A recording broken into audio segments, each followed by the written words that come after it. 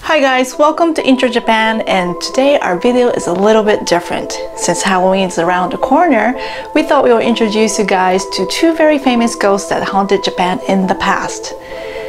And they're actual historical figures too. So our first ghost is Sugawara no Michizane. Quite a mouthful, isn't it? I know.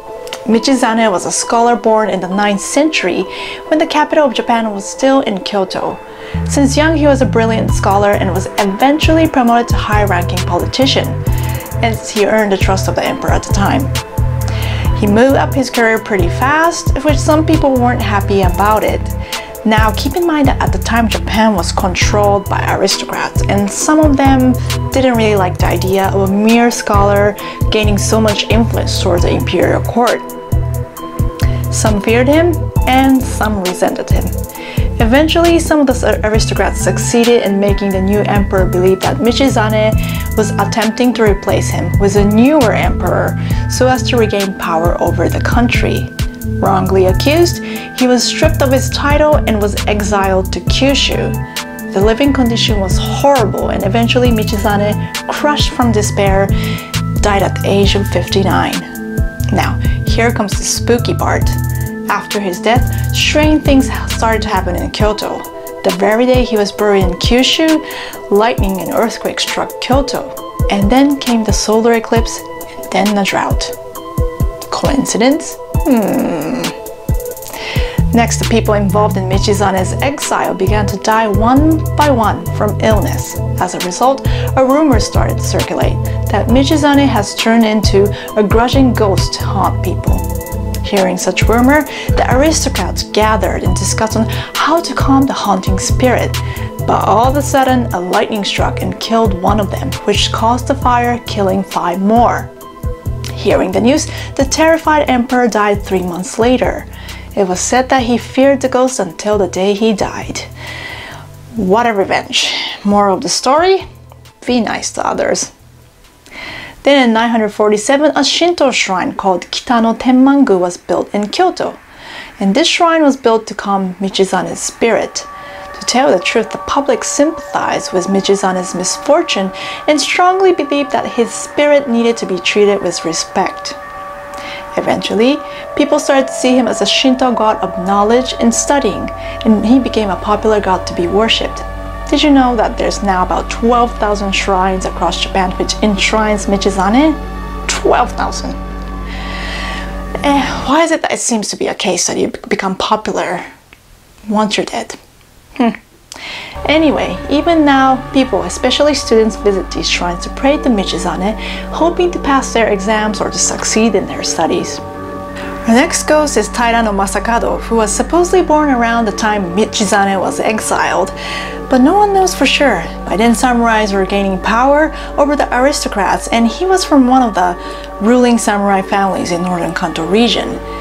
He conquered other ruling families in Kanto and eventually took control of all Kanto region, calling himself the new emperor, leading an insurgence. However, soon the imperial court sent an army to destroy Masakado, where he was defeated and killed. His decapitated head was brought back to Kyoto to be displayed to the public. And according to legends, the head eventually flew off to the sky to find his body.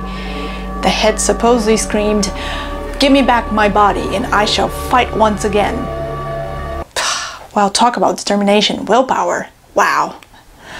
Eventually, the head supposedly landed in Tokyo, and the location is where people enshrine the head of Masakado, known as Kubizuka.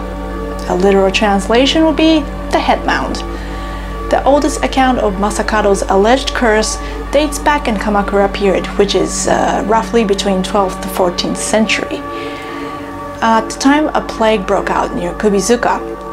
By then, the mound was desolate and abandoned, and people began to believe that the plague was caused by him because people didn't take care of the mound anymore. Eventually, a Buddhist monk repaired Kubizuka and enshrined Masakado in Buddhist temples and Shinto shrine to calm his raging spirit. Soon, the plague was gone.